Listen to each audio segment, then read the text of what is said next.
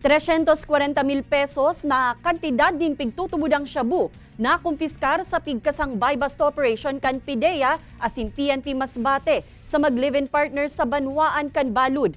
Blasting caps asin pigtutubudang ammonium nitrate na subuot pigagamit ang aning makagibunin pampasabog. Nakuha pa sa pigrikisang motorsiklo kan mga suspetsyado. Uyaan report ni Veblen Reynes.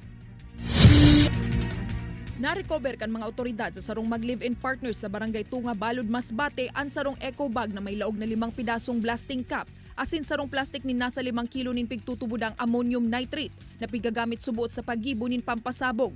Enot digdi nadakopan mga sospek na sinda Jairil de Lima alias Fritz asin ang live-in partner kaini na si Delia Gabriel sa kinundusir na buy-bust operation kan mga otoridad.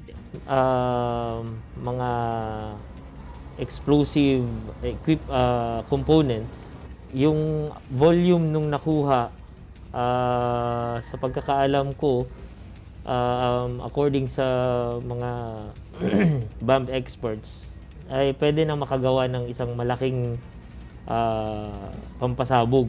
Apwera kaini nako aman sa mga suspek ang 50 gramo kan pigtutubudang shabu na kinakarkulong nasa 340 pesos ang kantidad asin ang ginamit na buy-bust money. Sigun sa PIDEA, haloy na subuot na pigbabantayan kan mga otoridad ang nasambitan ng mag-live-in partner. Si Jairil ay isang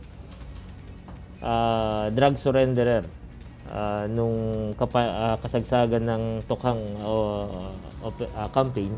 Ito namang si Delia ay minamanmanan din dahil connected siya doon sa namatay na kapitan ng barangay, yung isang barangay sa Balud, na nasabugan ng dinamita. Sa ngunya nagtitenir na sa kustudiya kan mga otoridad ang mga sospetsyado, mantang pigpepreparar na ang kasong isusunad kontra sa mga ini. Ako si Veblen Reynes, Balitang Bicolandia.